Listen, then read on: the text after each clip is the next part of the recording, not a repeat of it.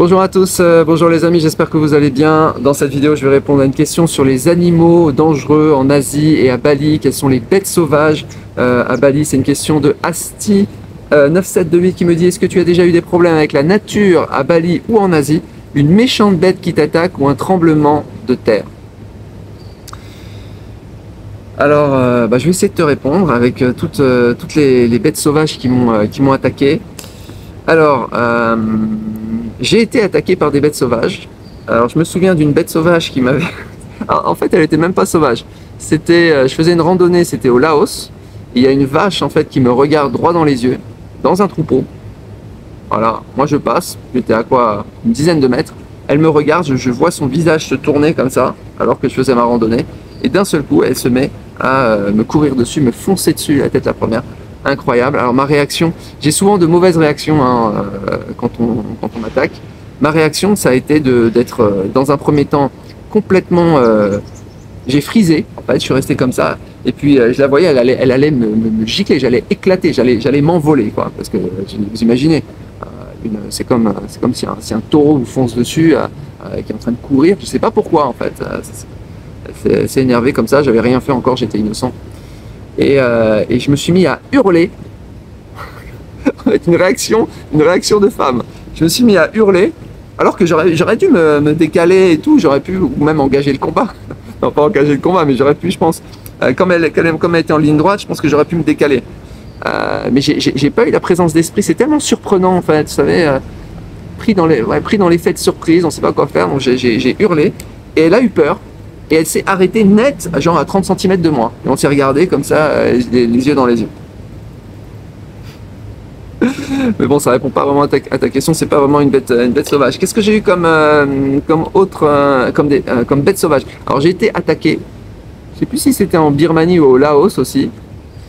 Faut dire c'est sauvage, hein. Le Laos et la Birmanie c'est sauvage. Après je vais revenir sur Bali. J'ai été attaqué, alors là j'ai eu vraiment très peur parce que c'était la première fois. J'ai été attaqué en fait par des... Je pissais le sang en fait. J'ai été attaqué par des sangsues. Voilà. Il faut savoir une chose, c'est que les sangsues en fait, il n'y a pas de danger et ça ne transmet pas de maladie. À part en fait ceux qui ont des maladies qui ne cicatrisent pas. Alors eux, c'est pas la peine de venir. Là je vais vous le dire clairement, ne faites pas de randonnée en Asie, vous prenez une sangsue, c'est fini pour vous. Donc les sangsues, mais elles sont vraiment dans les zones un peu marécageuses, un peu les forêts tropicales humides, très humides. Il suffit en fait, vous marchez, vous mettez en fait le pied dans un endroit où il y a un peu de boue, et la sangsue elle est montée sur votre chaussure, elle va aller vers votre jambe et elle va aller pomper le sang là où il est. Donc c'est très rapide et vous le sentez. Ah oui, très important, vous ne le sentez pas, aucune douleur. Donc vous saignez, parce qu'elle injecte un truc qui fait qu'on sent absolument rien. Et vous saignez, mais vous ne savez pas. Et puis de toute façon, bon, déjà elle transmet pas de maladie, mais en plus, elle s'en va. C'est-à-dire une fois qu'elle a bu, je sais pas, 3 ou 4 fois son corps, bah, c'est fini. Bienvenue en Asie. Là, qui sont en train d'annuler leur voyage. Qu'est-ce que j'ai vu? Alors, ce qui me semble assez dangereux, par contre, c'est les serpents. Les serpents, j'en ai vu beaucoup. J'en ai vu beaucoup, y compris à Bali. À Bali, en fait, il y a beaucoup de rizières, des champs de riz, c'est magnifique. Et ils sont irrigués, en fait, par des sortes de ruisseaux qui viennent de la montagne. Et dans ces ruisseaux, j'ai vu des trucs hallucinants. J'ai vu des serpents énormes, des trucs qui faisaient 2 mètres de long, qui étaient hyper rapides, qui étaient plus rapides. Parce qu'on dit qu'un homme est plus rapide qu'un serpent. C'est vrai que s'il se met à courir, voilà, mais il y a une question de temps de réaction. C'est-à-dire que j'ai l'impression que le serpent, enfin moi quand je les ai vus passer devant moi, parce qu'ils couraient après des mulots ou après des souris, ça c'était à Ubud. C'était il y a quelques mois à Ubud. Je vois un serpent passer devant moi, j'ai eu aucune réaction. Il m'aurait foncé dessus, je serais resté comme ça. Aucun mouvement. Donc ça c'est les serpents, mais les serpents il y en a vraiment partout, il y en a même à Singapour, hein, des serpents. Il y a des serpents et ils arrivent aussi dans les zones urbaines. Vous voyez ici, par exemple, vous dites, tiens c'est un condominium, il y a la piscine, il y a machin, il y a la sécurité, il y a tout est clean, etc. Mais je peux vous dire en fait, comme la mer n'est pas loin, parce qu'il y a aussi les serpents de mer dont je vais vous parler. Comme la mer n'est pas loin, elle est juste en face, donc vous ne la voyez pas parce qu'il fait gris, bah, y a des serpents en fait qui se baladent. On en voit régulièrement. Et donc, alors les serpents de mer qui sont extrêmement dangereux, c'est-à-dire létals en fait, et qui attaquent très rarement les gens. Mais si pas de bol, vous êtes sur leur chemin, bah, malheureusement, c'est fini pour vous. En Thaïlande, je crois que c'était à Krabi ou autre, il y avait des serpents, on voyait des serpents dans la mer. Et puis je dis, ah, tiens, c'est marrant, les serpents, ils sont là, ils se baladent entre vous, vous les voyez même pas en fait, mais ils sont là. Et je demandais, mais est-ce qu'ils voilà, est-ce qu'ils ont un venin qui peut causer la mortalité, tout ça, est-ce que c'est létal? Et on m'a dit, ouais, ils sont mortels en fait. Je dis, mais il y a souvent des morts? Il me dit, rarement. Rarement parce que les gens ils font, tant que vous n'avez pas de mouvement brusque, qu'ils vous ont vu, qu'ils passent à côté, pas de problème, chacun vit sa vie. Mais voilà, si malheureusement vous avez un geste brusque et qu'ils vous considèrent comme une menace, parce que le serpent, on dit, alors ça j'aime bien les gens qui parlent des serpents, ils disent, ah, les serpents n'attaquent jamais l'homme. En fait, ils se défendent toujours, oui, mais bon, très bien, vous marchez dessus et puis ils vous attaquent. Alors, pour moi, c'est bon, voilà, ils vous attaquent et ils vous tuent. Donc voilà. Ici, il y a quelques années, quand j'étais à Penang, je faisais une rando vers Penang Hill. Ici, il y a plein de randos pareil, forêt tropicale. Hein. Il y avait des serpents, un serpent bleu fluorescent qui sort voilà, je sais pas où. Il faut savoir qu'il y a beaucoup de serpents aussi que vous ne voyez pas qui sont dans les arbres. Alors il suffit de lever les yeux, parce que souvent, je vais vous dire, si vous voulez voir des serpents, c'est très facile en fait. Il ne faut pas regarder à 2 ou 3 mètres parce qu'ils sentent les vibrations en fait de la terre et donc ils s'en vont. Les serpents ont peur en fait. Donc quand vous faites une rando, vous pouvez regarder à 10, 20, 30 mètres. Et là vous allez voir des serpents qui sont en train de partir parce qu'ils vous ont vu. Et si vous regardez en l'air, vous allez trouver des serpents dans les arbres. Et malheureusement, parfois les serpents dans les arbres, bah, ils tombent. Et s'ils tombent sur vous, bah, c'est pas de bol.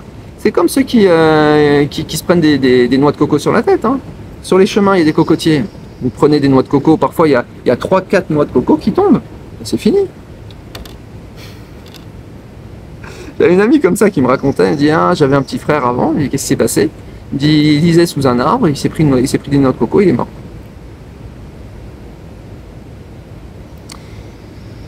Vous savez, la vie en Asie, ne tient qu'à un fil. Non mais bon, faut pas psychoter non plus, c'est des cas, comme on dit en France, c'est des faits divers. Alors, il y a quand même il y a des pays qui ont plus d'attaques de serpents que d'autres. Hein. Par exemple, la Thaïlande, il y a beaucoup d'attaques de serpents. Il y a aussi, il ne faut pas sous-estimer, il y a les attaques de scorpions. Voilà. Donc, il y a beaucoup de morts. Je crois que par an, les attaques de serpents, je crois qu'il y a 50 000, de mémoire, hein, je crois qu'il y a 50 000 personnes qui meurent chaque année de serpents. Il y en a beaucoup, je crois que la moitié c'est en Thaïlande. Je suis pas sûr, pour vérifier. Et pour les scorpions, il y a beaucoup d'attaques de scorpions aussi. Parfois, il y a des tout petits scorpions comme ça, vous les voyez, mais ils ont la taille d'une fourmi. Par contre, ils ont le venin d'un géant. Ah, vous avez des gens qui sont en train d'annuler leur voyage. Bah, j'essaie de répondre honnêtement. Hein. Après, il y en a qui vont me dire encore, Marc, c'est pas la chaîne de la vérité, c'est la chaîne du mensonge. T'enjolives les choses pour que les gens viennent à Bali et viennent en Asie du Sud-Est. Non, je vous dis les choses telles qu'elles sont.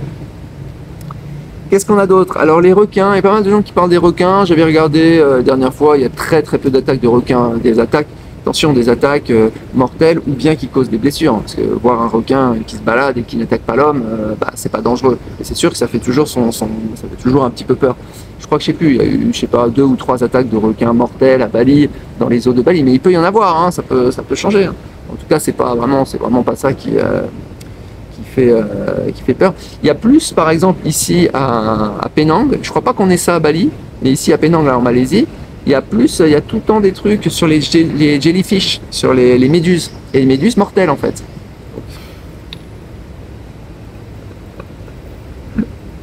Apparemment, il y a des méduses qui ont la taille c'est des pieuvres en fait. Elles vivent dans les tréfonds, dans les fosses sous-marines. Et bah, si elle a envie de sortir et que tu es sur son chemin, bah, t'as pas de bol. Et tout ça, c'est des trucs de pas de bol, tu vois. Alors les méduses, faut pas avoir de bol pour en mourir. Par contre, moi j'ai déjà été piqué par des méduses, d'ailleurs pas ici, mais dans d'autres pays. Attention, c'est violent. Hein. Je veux dire, pendant des mois, t'as des marques comme ça, noires, horribles. Ça fait extrêmement mal, c'est vraiment horrible. Et là, pareil, la méduse, on va toujours nous dire, la méduse n'attaque pas. Oui, elle n'attaque pas, elle se défend parce que tu es sur son passage. En fait, elle est aveugle, elle ne voit pas. Donc, il suffit d'être sur son passage. Et puis, j'aime pas cette histoire de défense, attaque, machin. Comme si on voulait nous dire que les animaux sont gentils et que c'est de notre faute si on se fait attaquer. Continue. Donc pour moi, pour l'instant, même si ça vous fait un petit peu peur, franchement, honnêtement, ça va pas fouetter un chat. Surtout si vous faites pas trop de rando et que vous n'allez pas trop dans les zones qui sont un petit peu isolées. Voilà. Honnêtement, c'est pas dangereux. Qu'est-ce qu'on a d'autre? Alors je dis c'est pas dangereux, attention. Il y a quand même, je pense, l'animal le plus dangereux de toute l'Asie. Je pense même du monde entier d'ailleurs, pour vérifier les stats. C'est le moustique. Avec toutes les maladies qui sont liées. Je reçois des feuilles sur la tête. C'est que je me demande si je vais pas recevoir un. Regarde comme s'il n'y a pas un serpent. Ce que je racontais, les moustiques. Alors là, j'ai rencontré des gens qui ont frôlé la mort. Je pense même peut-être avoir été au courant de gens qui sont vraiment morts. De la dengue. La dengue. Voilà. Avec le moustique, vous faites piquer, pas de bol. Alors il y a plein d'autres maladies qui sont liées aux moustiques. Alors sur les moustiques à Bali, alors franchement j'ai été très étonné parce que j'ai pas constaté vraiment de problème grave. C'est-à-dire que les moustiques, en fait, ils sont là uniquement dans la tranche 17h30, 18h30. Je le sais parce que tu vois, sur le yoga qui se fait en extérieur, enfin, qui se fait où les moustiques peuvent rentrer, il n'y a jamais de moustiques en journée, il n'y a jamais de moustiques le matin. En fait, je crois qu'ils viennent très tôt le matin et je crois qu'ils viennent le soir. Le soir, c'est sûr. Donc là, faut mettre des trucs pour les repousser. Moi, je sais pas, les moustiques de Bali, ils ont été plutôt sympas avec moi. Je sais pas, j'ai dû me faire piquer en un an, j'ai dû me faire piquer peut-être 2 ou 3 fois. Je m'explique pas d'ailleurs pourquoi ils m'ont pas piqué plus, alors que je me souviens que en Thaïlande, à Phuket notamment, je me faisais beaucoup plus piquer dans la nuit et tout. Je me réveillais avec je me souviens, il m'avait piqué sur le pied parce que c'était vraiment, j'avais des dizaines de piqûres et tout. C'était vraiment terrible. Donc ça dépend des zones. Il y a des zones plus ou moins. Je me souviens au Sri Lanka, il y avait énormément de moustiques aussi. Il y avait tellement, je me souviens, qu'on pouvait pas manger en fait en extérieur dans certains endroits, et j'étais obligé en fait de mettre un pantalon pour pas me faire piquer par les moustiques. Mais je me souviens aussi que en Italie, quand je vivais à Milan, c'est là où j'ai été le plus attaqué par des moustiques qui piquaient au travers du jean. C'était des moustiques tigres, c'était vraiment une horreur. Ça faisait je sais pas ce que c'était comme type de moustique, ça faisait des trucs rouges comme ça, de près de, allez, combien ça fait 5 cm de diamètre, c'est pas une blague, hein. J'exagère pas. C'était vraiment terrible en été, ça, parce que c'est humide en fait, Milan. Milan, c'est un climat, en été, c'est un climat subtropical humide. Et froid. C'est terrible, dans une cuvette comme ça, les moustiques adorent. Bref, donc voilà. Alors, qu'est-ce que je voulais parler de quoi d'autre? Alors, pour moi, en fait, c'est là qu'ils vont se dire, waouh, il y a plein de risques et tout. Pour moi, j'essaye de classer en fait les risques par ordre de priorité, en fait, regarder un petit peu les stats et pour voir ce qui est risqué. Pour moi, les animaux sauvages, tout ce dont on a parlé, y compris les moustiques, pour moi, ça reste peanuts en fait. C'est sûr que si on n'a pas de bol, voilà, mais ça reste peanuts par rapport à d'autres risques qui sont eux beaucoup plus importants. Alors notamment, pour moi, un des risques qui est une des causes de mortalité très importantes, je pense, à Bali, en Thaïlande, en Asie en général, dans toute l'Asie, ce sont les scooters. Voilà. Les accidents de scooters, de motocyclettes, c'est vraiment terrible, j'en ai vu, tout le monde en voit. Vous regardez les gens quand vous êtes à Bali, ils ont souvent en fait des pansements sur leurs genoux, parce que c'est les genoux qui trinquent, vous savez, vous êtes en scooter, vous avez un accident, vous faites éclater, vous volez et vous retombez. Et vous retombez sur quoi? Vous retombez sur vos genoux, vous retombez sur les articulations en fait, sur les coudes, sur les voilà, vous retombez sur les mains, etc. Donc vous voyez en fait toujours à peu près les mêmes blessures, mais ça c'est ceux qui ont survécu, évidemment, il y a un biais du survivant. Quand vous en voyez ceux qui sont morts, vous les voyez pas. Mais par contre, on vous en parle. Moi je me souviens d'un que j'avais vu comme ça, il avait voulu simplement, il y a des chiens qui se baladent partout à Bali, ça c'est une spécificité de Bali par contre, ils sont au milieu de la route, et ils sont là tranquilles. Donc ceux qui conduisent un petit peu vite, ils essayent de s'écarter, et puis ils foncent dans un mur, foncent dans un arbre, foncent sur quelqu'un, etc. Et j'ai vu des accidents comme ça à cause des chiens, des gens et des locaux. Hein. C'est pas simplement tous les occidentaux qui ne savent pas conduire, ça c'est vrai, et qui font des accidents. Parce qu'il faut savoir conduire dans ces endroits-là. Moi je fais plus de scooter du tout. Moi je prends juste le vélo et je prends juste les taxis et les Gojek. Parce qu'ils savent mieux conduire. Mais il faut voir un truc, c'est que je leur donne des directives, je leur dis pas plus de 25 km/h maximum. Maximum, ils vont monter à 30. Et sinon, je leur tape sur le helmet, là, le casque. Je tape dessus, je dis arrête, calme-toi un peu. Parce que les gars, ils pensent que ce sont des pilotes. Ils n'ont pas le même... Eux, ils s'en foutent, hein, parce que de toute façon, ils sont hindouistes, donc pour eux, voilà, ils seront réincarnés dans une autre vie. Pour eux, c'est pas la même, ils n'ont pas la même notion de la vie, de la mort. C'est pas pareil que nous. Nous, on tient quand même, les Occidentaux, on tient quand même beaucoup à la vie. Là-bas, ils acceptent en fait. Ils acceptent. Ils ont plus de tolérance par rapport à la nature, par rapport au destin, par rapport. Et puis ils vivent dans une continuité d'incarnation et de réincarnation, de cycles, de vie, d'existence, etc. Donc ils sont dans un monde très différent. Et ils sont très apaisés avec ça en fait. Mais c'est sûr qu'ils prennent aussi beaucoup de risques. Donc voilà. Mais ils savent conduire. Ils savent conduire. Donc alors que nous, on connaît pas bien les règles. Hein. C'est pas simple. Comme ils disent en Thaïlande, ils disent aussi souvent go with the flow. En gros, tu vas avec la foule, etc. Moi, j'avais loué un scooter en Thaïlande. C'était à Chiang Mai. Petit scooter électrique. Moi, j'aime bien les trucs qui vont pas vite, tu vois. Mais c'était impossible. Et d'ailleurs, je pense je l'avais loué. Je commençais à conduire comme ça sur le côté, comme un vélo en fait. Et puis il y a un policier. Il m'a sauvé la vie, je pense. Il m'a vu de loin comme ça. Il m'a dit toi. Il m'a fait un signe. Il m'a dit arrête. Faut voir un truc, c'est que vous êtes à un carrefour en Asie. Alors à Bali, pas trop, parce qu'il y a des petites routes, ok. Mais si vous êtes en Thaïlande, moi j'ai vu ça. Au Vietnam, j'ai vu ça aussi. Vous êtes à un carrefour.